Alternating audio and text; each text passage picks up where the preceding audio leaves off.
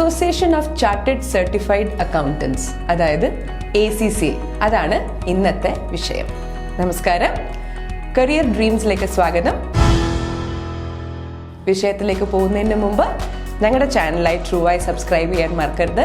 Notification ബട്ടണും ഒന്ന് press ചെയ്തേക്കണേ. അപ്പോൾ ACCA ആണ് ഞാൻ പറഞ്ഞതുപോലെ ഇന്നത്തെ വിഷയം. എന്തിനാണ് ഇന്ന് ACCA എടുക്കാനുള്ള കാരണം എന്ന് ചോദിച്ചാൽ, ഗ്ലോബലി വളരെ റെക്കഗ്നൈസ്ഡ് ആയിട്ടുള്ള ഒരു കോഴ്സുമാണ്, വളരെ ഫേമസ് ആയിക്കൊണ്ടിരിക്കുന്ന ഒരു കോഴ്സും. പല കുട്ടികളും ഇപ്പം CA അല്ലാതെ ACCAയിലേക്ക് മാറി കാണുന്ന ഒരു ട്രെൻഡാണ് നമ്മളിപ്പോൾ കണ്ടുകൊണ്ടിരിക്കുന്നത്. അപ്പം നമ്മൾ വിചാരിച്ചു ഇന്നത്തെ വിഷയം ACCA ആക്കാം എന്നുള്ളത്. ഒന്നുകൂടെ പറയട്ടെ, ACCA എന്ന് വെച്ചാൽ എന്ത് എന്ന് പറഞ്ഞാൽ association of chartered certified accountants. ഇതിന് വേറെ ഒരു പേരും നമ്മൾ ഇന്ത്യയിൽ ഇതിനെ അറിയപ്പെടുന്നത് UKCA എന്നാണ്. കാരണം എന്താണെന്ന് ചോദിച്ചാൽ UK ആണ് ഇതിൻ്റെ ബേസ്. ഇന്ത്യൻ CA ആയിട്ട് ഇത് വളരെ ഒരു കമ്പയർ ചെയ്യുന്ന ഒരു കോഴ്സും കൂടാണ്. പിന്നെ പല ആൾക്കാരും ഇന്ത്യൻ CA ആണോ ബെറ്റർ അതോ UKCA ആണോ ബെറ്റർ എന്ന് പറയുന്നവരും ഉണ്ട്. നമ്മുടെ ഒരു അഭിപ്രായം പ്രകാരം രണ്ടും നല്ലതാണ്. ഒരിക്കലും നമ്മൾ രണ്ട് കോഴ്സ് കമ്പയർ ചെയ്യരുത് എന്നാണ് പ്രൊഫഷണലിയും പറയാനുള്ളത്. പിന്നെ UKCA അതായത് ACCA എന്താണ് ഇതിൻ്റെ ഒരു പ്രത്യേകത എന്ന് പറഞ്ഞാൽ, മോർ ദാൻ 180 കൺട്രീസിൽ ഇതിൻ്റെ ഒരു റെക്കഗ്നിഷൻ ഉണ്ട്. അപ്പോൾ ഇന്ത്യയിൽ മാത്രമല്ല, നമ്മളിപ്പോൾ പുറത്തേക്കൊക്കെ പോകുവാണെങ്കിലും ഈ ഒരു കോഴ്സിന് ഒരു അംഗീകാരം ഉണ്ട്. കൊമേഴ്സ് പഠിച്ച കുട്ടികൾക്ക് BCom അല്ലാതെ, അല്ലെങ്കിൽ ഇനി അത് കഴിഞ്ഞിട്ടൊരു MCom കോഴ്സ് അതല്ലാതെ വേറെ ഒരു സ്റ്റെപ്പിലേക്ക് പോകാനുള്ള ഒരു അവസരമാണ്. അതായത് പ്രൊഫഷണലായിട്ട് നമുക്ക് മുന്നോട്ട് പോകാനുള്ള ഒരു അവസരമാണ്. പലപ്പോഴും നമ്മൾ കണ്ടിരിക്കുന്നത് ഇന്ത്യൻ CA വളരെ ആക്സെപ്റ്റഡ് ഒരു കോഴ്സാണ്, വളരെ പ്രൊഫഷണൽ ഒരു കോഴ്സാണ്. പക്ഷെങ്കിൽ പാസ്സാകാനുള്ള ഒരു ബുദ്ധിമുട്ട് പല കുട്ടികളും പറയാറുണ്ട്. ഇന്ത്യൻ CAയും UKCAയും തമ്മിലൊരു കമ്പാരിസൺ നോക്കുവാണെങ്കിൽ ആകെ നമുക്കൊരു വ്യത്യാസം കാണുന്നത്, ഈ ഇന്ത്യൻ CA സബ്ജക്ട്സ് നമ്മൾ എടുക്കുമ്പോൾ ഒരു ഗ്രൂപ്പ് സിസ്റ്റം ഉണ്ട്. അതായത് 4 സബ്ജക്റ്റ് ഒരുമിച്ച് ചെയ്യേണ്ട ഒരു സിസ്റ്റം ഒരു ഇന്ത്യൻ CAക്ക് വരുന്നുണ്ട്. പക്ഷെങ്കിൽ അത് നമ്മൾ ഈ UKCA അതായത് ACCA വെച്ച് കമ്പയർ ചെയ്യുമ്പോഴത്തേക്ക് ആ ഒരു ഡ്രോബാക്ക് വരുന്നില്ല. എനിക്ക് തോന്നുന്നത് അതായിരിക്കണം പല കുട്ടികൾക്കും ACCA പാസ്സാകാൻ പറ്റുന്നത്. കാരണം എന്താന്ന് വെച്ചാൽ, ACCAയിൽ ടോട്ടൽ 13 പേപ്പറാണ് ഉള്ളത്. ഈ 13 പേപ്പർ നമുക്ക് ഓരോന്നോരോന്നായിട്ട് എഴുതാൻ പറ്റും. അപ്പോൾ അതായത് ഒരു പേപ്പർ നമുക്ക് കിട്ടിയിട്ടില്ലെങ്കിലും നമുക്ക് ആ പേപ്പർ ഒന്നുകൂടെ എഴുതിയാൽ മതി. അപ്പം നമുക്ക് രണ്ടാമത്തെ പേപ്പറിന് അതൊരു തടസ്സമായിട്ട് വരുന്നില്ല. ഇനി ഇതിൻ്റെ ഒരു എലിജിബിലിറ്റി എന്താണെന്ന് നമുക്ക് നോക്കാം. സാധാരണ +2 ആണ് ഇതിൻ്റെ ഒരു എലിജിബിലിറ്റി എന്ന് പറയുന്നത്. കൊമേഴ്സ് തന്നെ ആവണം എന്നുണ്ടോ എന്ന് ചോദിച്ചാൽ ഇല്ല. പലർക്കും ഒരു തെറ്റിദ്ധാരണയുണ്ട്, കൊമേഴ്സ് സ്റ്റുഡൻസിന് മാത്രമേ ഈ പറയുന്ന ചാർട്ടേഡ് അക്കൗണ്ടൻസി കോഴ്സ് ചെയ്യാൻ പറ്റുകയുള്ളൂ എന്ന്. പക്ഷെ അത് തെറ്റാണ്. എന്താണെന്ന് വെച്ചാൽ, ഇപ്പം നമ്മൾ ഈ ACCA എന്ന് പറയുന്ന ഒരു കോഴ്സിന് നമ്മൾ ആദ്യത്തെ 3 സബ്ജക്ട്സ് നോക്കിയാൽ ബേസിക് അക്കൗണ്ടിങ് തൊട്ട് നമ്മൾ പഠിക്കുന്നുണ്ട്. അപ്പോൾ +1ഉം +2ലും ഒരു സയൻസ് ആണ് എടുത്തെങ്കിലും ആ കുട്ടികൾക്കും ഇതിന് ഒരു എലിജിബിലിറ്റി ഉണ്ട്. പിന്നെ +2യുടെ മാർക്ക് നമ്മൾ നോക്കുവാണെങ്കിൽ മാത്സ്, ഇംഗ്ലീഷ്, പിന്നെ അക്കൗണ്ടൻസി അതിലൊരു 65%ഉം ബാക്കി സബ്ജക്ട്സിൽ ഒരു അഗ്രഗേറ്റ് ഒരു 50% ആണ് നമ്മുടെ ഒരു എലിജിബിലിറ്റി ആയിട്ടാണ് നോക്കുന്നത്. അപ്പം മാത്സിൻ്റെ മാർക്കും അക്കൗണ്ടൻസിയും ഇംഗ്ലീഷും കാര്യമായിട്ട് നമുക്ക് ഇതിനകത്ത് ഇവർ നോക്കുന്നുണ്ട്. ഈ കോഴ്സിന് വേറൊരു പ്രത്യേകതയുമുണ്ട്. 10th കഴിഞ്ഞ കുട്ടികൾക്കും ഈ കോഴ്സ് സ്റ്റാർട്ട് ചെയ്യാൻ പറ്റും. അതായത് ACCAക്ക് നമുക്ക് എൻറോൾ ചെയ്യാൻ പറ്റും. അപ്പം നമ്മുടെ 11th 12th കൊമേഴ്സ് എടുത്തുകൊണ്ടിരിക്കുന്ന കുട്ടികൾക്ക് ACCA സ്റ്റാർട്ട് ചെയ്യാൻ പറ്റും. അവർക്കപ്പോൾ വേറെ ഒരു റൂട്ടാണ്. അതിനെ നമ്മൾ ഫൗണ്ടേഷൻ ഇൻ അക്കൗണ്ടിങ്, അതായത് FIA എന്ന് പറയും. അപ്പം 10th കഴിഞ്ഞ കുട്ടികൾക്ക് 11th 12th അവർ കൊമേഴ്സ് തന്നെ എടുക്കുവാണെങ്കിൽ അവർ 2 സപ്ലിമെന്റ് ചെയ്യും. ഇപ്പം നമ്മൾ 11th and 12th പഠിക്കുന്ന സബ്ജക്ട്സ്, അതായത് കൊമേഴ്സും അക്കൗണ്ട്സും, പിന്നെ ഈ പറയുന്ന ACCയുടെ ആദ്യത്തെ 3 സബ്ജക്ട്സ് പഠിക്കുമ്പം ഒരു ഹെൽപ്പാണ് അങ്ങോട്ടും ഇങ്ങോട്ടും ഉള്ളത്. അപ്പം 10th കഴിയുന്ന കുട്ടികൾക്കും FIA റൂട്ട് വഴി ACCA രജിസ്റ്റർ ചെയ്യാൻ പറ്റും.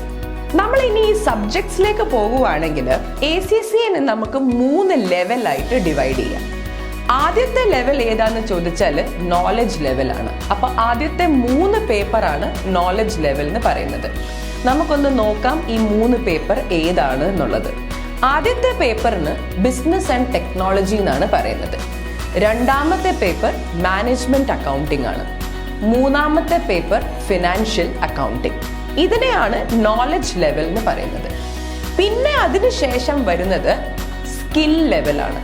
അത് ടോട്ടൽ 6 പേപ്പർ ഉണ്ട്. അത് ഏതൊക്കെയാണെന്ന് ചോദിച്ചാൽ 4ാമത്തെ പേപ്പറായിട്ട് വരുന്നത് ലോ ആണ്. പിന്നെ വരുന്ന പേപ്പർ പെർഫോമൻസ് മാനേജ്മെന്റ്. പിന്നെ വരുന്ന പേപ്പർ ടാക്സേഷൻ ആണ്, അതായത് 6ാമത്തെ പേപ്പർ. 7ാമത്തെ പേപ്പറോ ഫിനാൻഷ്യൽ റിപ്പോർട്ടിംഗ്. 8ാമത്തേത് ഓഡിറ്റിംഗ്. 9ാമത്തെ പേപ്പർ ഫിനാൻഷ്യൽ മാനേജ്മെന്റ്.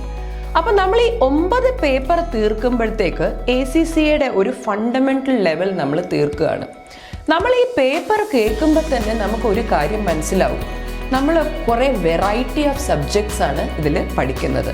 അപ്പൊ വേറൊരു അഡ്വാൻറ്റേജ് ഈ കോഴ്സിന് വരുന്നത് എന്താണെന്ന് വെച്ചാൽ, വെറും ഒരു ഓഡിറ്റിംഗിൽ മാത്രം നമ്മുടെ ഈ ACCA എന്ന് പറയുന്ന കോഴ്സ് നമ്മുടെ കുട്ടികളെ ലിമിറ്റ് ചെയ്യുന്നില്ല എന്നാണ് ഇതിൻ്റെ വേറെ ഒരു പ്രത്യേകതയായിട്ട് നമ്മൾ കാണാനുള്ളത്.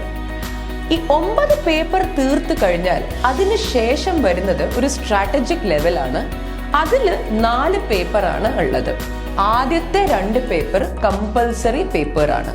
അതിന് ഒരു പേപ്പറിന്റെ പേര് സ്ട്രാറ്റജിക് ബിസിനസ് ലീഡർ എന്നും 2ാമത്തെ പേപ്പർ സ്ട്രാറ്റജിക് ബിസിനസ് റിപ്പോർട്ടിംഗ് എന്നുമാണ്. അതിനുശേഷം എടുക്കേണ്ട 2 പേപ്പർ ഒരു സ്പെഷ്യലൈസേഷൻ പേപ്പറാണ്. 4 പേപ്പറാണ് ഉണ്ടാവുക. അതിൽ നിന്ന് ഏതെങ്കിലും 2 പേപ്പറിൽ നമ്മൾ സ്പെഷ്യലൈസ് ചെയ്യണം. കോഴ്സിന്റെ ഒരു ഡിസൈൻ അനുസരിച്ച് ആദ്യത്തെ 9 പേപ്പർ പഠിച്ചു കഴിഞ്ഞാൽ കുട്ടികൾക്ക് ഏത് ഏരിയയിലാണ് സ്പെഷ്യലൈസ് ചെയ്യേണ്ടത് എന്നുള്ളത് അവർക്ക് തീരുമാനിക്കാൻ പറ്റും. അപ്പൊ നമ്മളൊരു കാര്യം മനസ്സിലാക്കുന്നത് എന്താണെന്ന് വെച്ചാൽ, സ്പെഷ്യലൈസേഷൻ നമ്മൾ ആദ്യം തന്നെ തീരുമാനിച്ചു വെക്കേണ്ട ആവശ്യം ഇല്ല.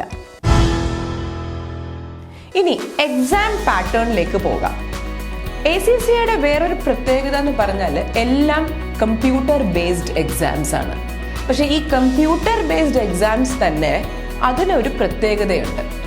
ആദ്യത്തെ 4 പേപ്പർ എക്സാംസ് നമ്മൾ എഴുതുന്നത് അതിന് ഓൺ ഡിമാൻഡ് എക്സാംസ് എന്നാണ് പറയുക.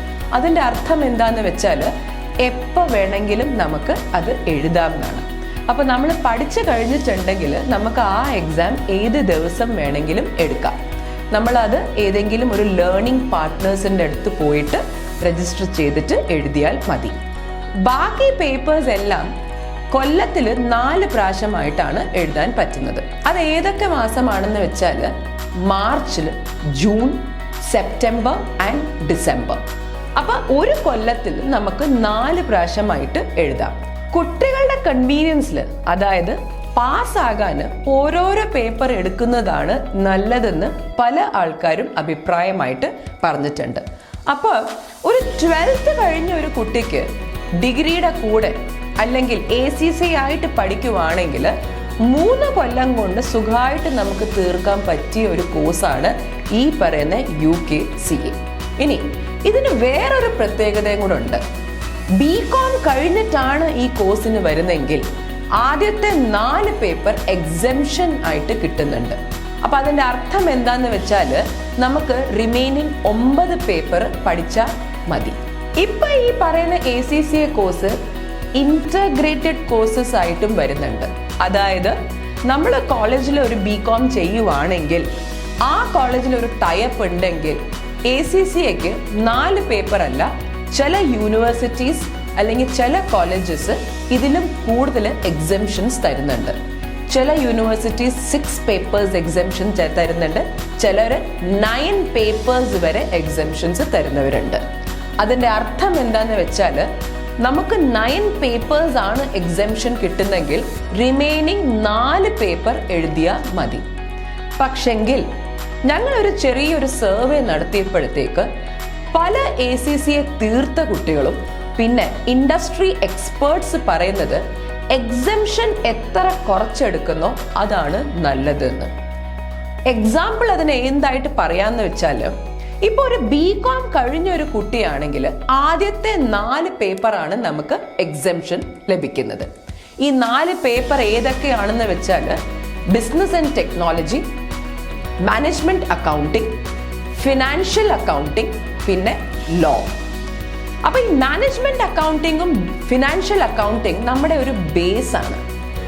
അത് എന്തുകൊണ്ടാണ് നമുക്കൊരു എക്സംഷൻ ലഭിക്കുന്നതെന്ന് വെച്ചാൽ അവര് വിചാരിക്കുന്നത് നമ്മൾ ഇത് നമ്മുടെ BComൽ ഡീറ്റെയിൽഡ് ആയിട്ട് പഠിച്ചിട്ടുണ്ടെന്നാണ്. നമ്മളോട് തന്നെ ചോദിക്കേണ്ട ഒരു ചോദ്യമാണ്, ഞാൻ ഇത് ഡീറ്റെയിൽഡ് ആയിട്ട് പഠിച്ചോ ഇല്ലയോ എന്നുള്ളത്. എന്നിട്ട് വേണം നമ്മൾ ഈ എക്സംഷൻസ് ക്ലെയിം ചെയ്യാൻ. കാര്യം എന്താന്ന് വെച്ചാൽ ബാക്കി വരുന്ന സകല പേപ്പേഴ്സ് ഇതിന്റെ ഹയർ ലെവൽ പേപ്പേഴ്സ് ആണ്. അപ്പൊ നമ്മുടെ ഒരു ഫൗണ്ടേഷൻ തന്നെ വീക്ക് ആണെങ്കിൽ ബാക്കി ഹയർ ലെവൽ പേപ്പേഴ്സ് നമുക്ക് എടുക്കാൻ പറ്റുമോ എന്ന് ചോദിച്ചാൽ വലിയൊരു റിസ്ക് ആണ് നമ്മൾ എടുക്കുന്നത്. ഇന്ത്യൻ CA വെച്ച് കമ്പയർ ചെയ്യുവാണെങ്കിൽ UK CA ഡെഫിനറ്റ്ലി ഒരു എക്സ്പെൻസീവ് കോഴ്സാണ്. എന്താണെന്ന് വെച്ചാൽ പേയ്മെന്റ്സ് എല്ലാം പൗണ്ട് റേറ്റിലാണ് പോകുന്നത്. അപ്പം നമ്മൾ ഈ എക്സംഷൻസും നമ്മൾ ഈ പ്ലാൻ ചെയ്യുമ്പോഴെല്ലാം ഈ കോസ്റ്റ് അനാലിസിസും നമ്മൾ നടത്തണം. എല്ലാ സബ്ജക്ട്സിന്റെ മിനിമം പാസ് പെർസെൻറ്റേജ് 50 തന്നെയാണ്. അതൊരു അഡ്വാൻറ്റേജ് തന്നെയാണ്. അപ്പോൾ ഒന്നുകൂടെ പറയട്ടെ, എല്ലാ പേപ്പേഴ്സും കമ്പ്യൂട്ടർ ബേസ്ഡ് എക്സാംസ് ആണ്. ഇനി ACCA നമ്മൾ ക്വാളിഫൈ ചെയ്തു, അതായത് നമ്മൾ 13 പേപ്പറും പാസ്സായി.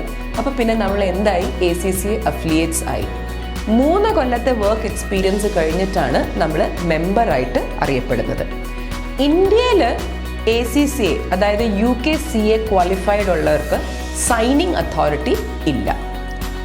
ACCA ക്വാളിഫൈഡ് ഉള്ള ആൾക്കാർക്ക് ഏതൊക്കെ ഏരിയയിൽ, അതായത് ഏതൊക്കെ ഇൻഡസ്ട്രിയിൽ നമുക്ക് ഏതൊക്കെ പൊസിഷനിൽ കയറാം എന്ന് ചോദിച്ചാൽ അക്കൗണ്ടൻസ്, അല്ലെങ്കിൽ finance manager, management accountant, internal auditor, fund manager, risk manager. അപ്പോൾ ഈ ഏത് ഏരിയയിൽ വേണമെങ്കിലും ഈ ഒരു ACCA ക്വാളിഫൈഡ് ഉള്ള ഒരു ആൾക്ക് പോകാൻ പറ്റും. അപ്പോൾ വെറും ഒരു ഓഡിറ്റിംഗ് ജോബ് അല്ല എന്നാണ് നമ്മൾ മനസ്സിലാക്കേണ്ടത്. ടോപ്പ് 4 ഓഡിറ്റ് ഫേംസ് അല്ലെങ്കിൽ ടോപ്പ് MNCസിലൊക്കെയാണ് ഇപ്പോഴത്തെ ഏറ്റവും വലിയൊരു ഹൈലൈറ്റ് ആയിട്ട് നമ്മൾ കാണുന്നത്, അതായത് പ്ലേസ്മെന്റ്സിൽ നമ്മൾ നോക്കുവാണെങ്കിൽ. അപ്പോൾ ഇതായിരുന്നു ACCAനെ പറ്റി ഒരു ചെറിയൊരു ജിസ്റ്റ് തന്നത്. നിങ്ങൾക്ക് ഇനിയും ഇതിൻ്റെ കുറച്ച് ഡീറ്റെയിൽസ് വേണമെങ്കിൽ അറിയിച്ചാൽ മതി. ഒരു എപ്പിസോഡും കൂടെ ഈ പറയുന്ന കോഴ്സിന് തന്നെ ഞങ്ങൾ പ്രസൻറ്റ് ചെയ്യാം. അപ്പോൾ ഞങ്ങൾക്ക് തോന്നുന്നത് ഈ പറയുന്ന ACCA കോഴ്സ് ഇപ്പോൾ ഒരു റൈറ്റ് ടൈമിലാണ് ഞങ്ങൾ പ്രസൻറ്റ് ചെയ്തേക്കുന്നത്. ബിക്കോസ് 12th കഴിഞ്ഞ് ഇരിക്കുന്ന കുട്ടികളാണ് സ്റ്റേറ്റ് സിലബസ് കുട്ടികൾ. CBSE ആണെങ്കിൽ ഇനി ജസ്റ്റ് 2-3 പേപ്പർ ബാക്കിയേ ഉള്ളൂ.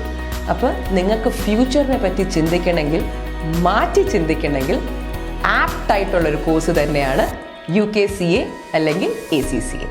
നെക്സ്റ്റ് ടൈം വേറൊരു കോഴ്സായിട്ട്. Thank you.